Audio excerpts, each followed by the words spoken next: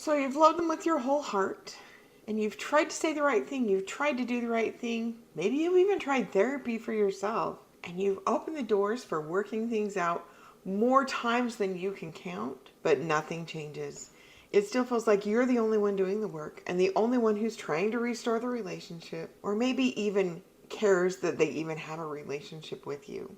If it feels like you're doing all the work and getting nowhere, you're not imagining it. You're actually just trying to fix a whole family problem with a one-person band-aid. I get it. I've been there. I've lived it. I've done it. And it's such a painful place to be. You're pouring your whole heart out there, hoping something, anything will shift, that they'll see you, that they'll hear you, that it will matter, maybe even that you will matter. And all you get in return is hostility and blame and silence, or maybe even worse. Not only have I lived this myself, but I've coached many other women through it too. These are great women who are ready to do their part, do the inner work, and break free from the shame and blame cycles. And yet they too often realize they were the only ones doing the work. And they've still found themselves wondering, why isn't this working? What else can I do? And is it even worth it for me to keep trying?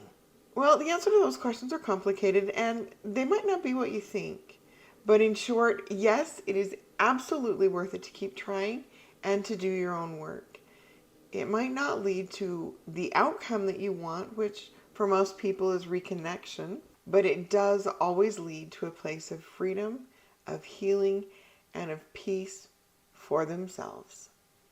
And honestly, those are the things that leave room for reconciliation to happen when everyone is ready for it. If you're the only one that's willing to do the work, it can be one of the hardest and most frustrating places to be. You can see the cracks, you can see the problems, you can see what needs to happen to fix them, and it seems so simple on the surface, but the rest of the family, they're silent, dismissive, maybe even hostile. Let's be honest about that too. Rebuilding trust and restoring real connection won't happen if only one person's doing the work. You can't drag somebody else into it. And honestly, you shouldn't try. Because if somebody's forced into it, it's not going to be real, it's not going to be authentic, and it's probably only going to repeat old patterns. We also need to resist the urge to take it personally when somebody else doesn't do the work. Even when those barbs are aimed squarely at us, they're really often about them and about their process and not being ready or willing to do the work that is needed to make it a safe interaction for everyone. Sometimes they don't even have a clue how unsafe they're making those interactions. But it doesn't mean you're powerless. Your healing doesn't depend on their participation.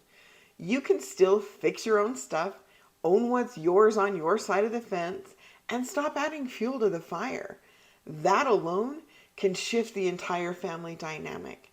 Not because you're fixing the family, but because changes in one part of the system often change the whole system. But you got to make sure you're doing the right kind of work and surrounding yourself with the right kind of people. Working on yourself doesn't mean becoming a doormat or abandoning yourself in order to keep the peace. It also doesn't mean performing to some unrealistic expectation of perfection in order to earn their love. Nor does it mean rushing back into forgiveness just to get things back to normal and to make the problem go away. Those are all just band-aid approaches, and they almost always lead just right back to brokenness. Because reconciliation without real change isn't healing. It's just recycling old pain. Real healing means looking inside and asking some tough questions like, where have I tried to control the outcome or force resolution?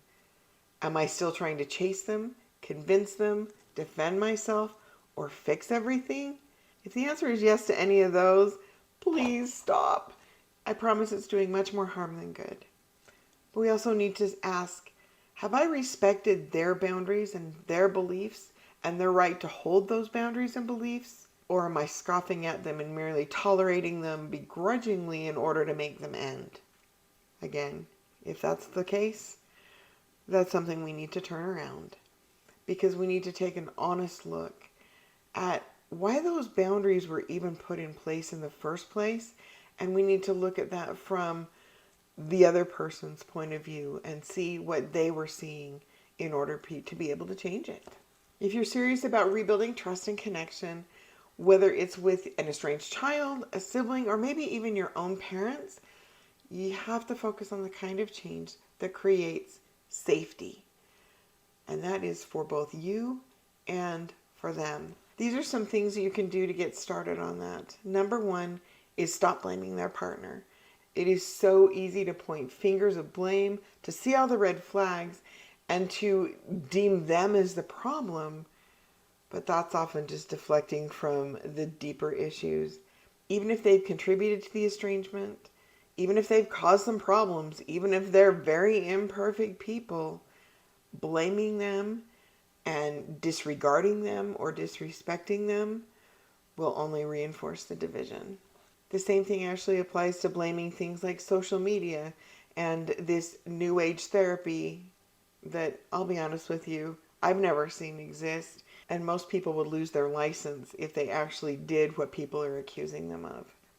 Yes, those things might have some influence in shining some light on the problems and letting people know they're not alone, but they don't cause the problems and they don't break the relationship. They can't. Because if those things are strong and healthy, all those things, including a new partner who comes into the mix, are actually going to make things better instead of worse. And if they seem to make things worse, it's because things were already broken and they're now just starting to show up on the surface. The next thing you can do is related to number one, and that is to watch your words. No more venting to mutual friends or posting cryptic messages online. No more casually bad-mouthing them, making jokes, or whatever it is you're doing. They may feel justified in the moment, but they're toxic in the long term. So if you actually want a relationship back with your person, you want those people back in your life, take the high road, even when nobody else is watching. Remember that old playground adage from when we were kids? If you can't say anything nice, don't say anything at all. It definitely applies in these situations. If you do say something, if you do feel the need to explain the estrangement to other people, I implore you to please do so honestly. If you're going to talk about what they did wrong, please also don't leave out the parts in which you did things wrong, or maybe what your kids told you needed to change.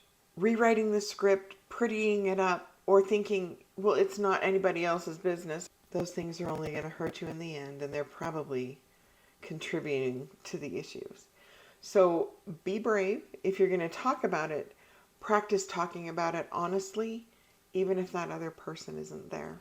The third thing we want to do is to reframe boundaries as safety nets. They are not punishment. They are not rejection. They are not put in place to steal your grandkids away from you. Boundaries are how we preserve our own dignity, safety, and emotional well-being. And if somebody's asked for space or they've asked you to step back, honor that. Let them have their process. You take yours. And let the silence and the distance be sacred, not a signal of war.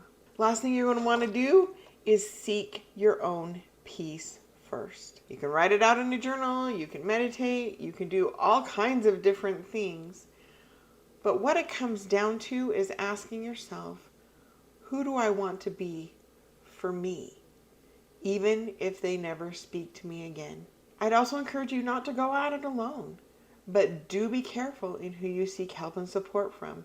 There is so much misinformation, so much bad information, and what can feel like manna in a desert when you find people who have been through it and who get it. It's really easy to trauma bond with those kind of people who are boo-hooing and crying and living in all this horrible grief, and also propagating the story that they did nothing wrong, it wasn't their fault, and they're the real wounded ones. That feels validating in the moment, but it's not going to get you where you want to go, especially with your child, your relationship, your siblings, your other family members. So if you're going to work with somebody who truly understands complex family dynamics and also understands trauma. Because yes, trauma, even if you're not aware of it, even if you have no idea why, trauma is often at the roots of a lot of this stuff. And working through that trauma, recognizing it and healing from it is part of the untangling process. So look for people who can help you look within yourself and can help you untangle things on your side of the fence. Because that's where real healing begins. That's where peace is found. Even if the relationship never again is what it used to be, little hint here, you don't want it to be, because it needs to be new and it needs to be different and it needs to have none of those old unhealthy dynamics anywhere in it in order for it to actually work for everybody long term. And the sad truth is, not everyone's ready for reconciliation. Not everyone's going to be willing to do their part. Not everyone's going to be willing to go through what needs to happen in order for the relationship to heal. And that's not in your control. It doesn't mean you stop caring, though. It just means you stop chasing. It means you respect them enough to let them be where they are, and you love them enough to let them be exactly who and what they are, and to still be in your life, even if you don't agree with it. And then you respect yourself enough to put boundaries in place on your own end and to keep growing anyway. Because this isn't about giving up. It's about letting go. It's especially about letting go of control, letting go of the outcome, and also of the belief that your healing depends on somebody else's behavior. If you're ready to start working on things on your side of the story, grab my free guide, Reclaiming Your Peace After Estrangement. There's a whole bunch of things in there that you can do right away to start reclaiming your own peace and to start taking care of things on your side. You'll find that linked below in the description. You don't need permission to start healing. You don't need everyone else to get on board. You don't even need closure to begin creating peace for yourself and in your own life. What you do need is willingness and courage to look in the mirror, and also to give yourself compassion when you do. Because what we really want to ask is, what am I still carrying that is still mine to heal? And how are those things showing up and negatively affecting my relationships with other people? This isn't about you fixing the whole family. You're just shifting your energy by becoming somebody who no longer contributes to the chaos, to the dysfunction, to the silly games. That, my friend, is not weakness.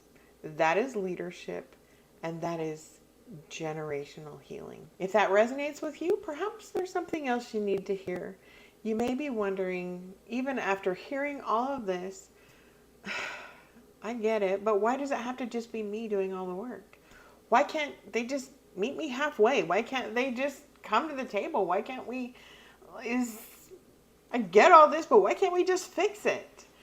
Well, that's exactly what I break down in my next video. Why rebuilding trust after estrangement does require the whole family. I promise it's not just about you. It's not just about them. It's not just about the situation.